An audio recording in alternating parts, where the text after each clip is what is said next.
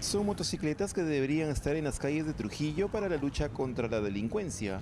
Sin embargo, lucen abandonadas, llenas de polvo y cubiertas solo con plásticos, en una cochera de la región La Libertad, donde las extorsiones no cesan.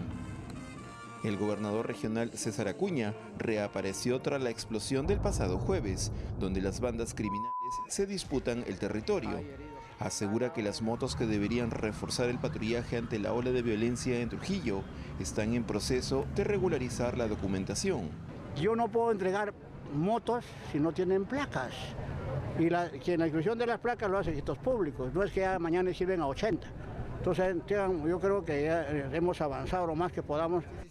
El consejero regional Robert de la Cruz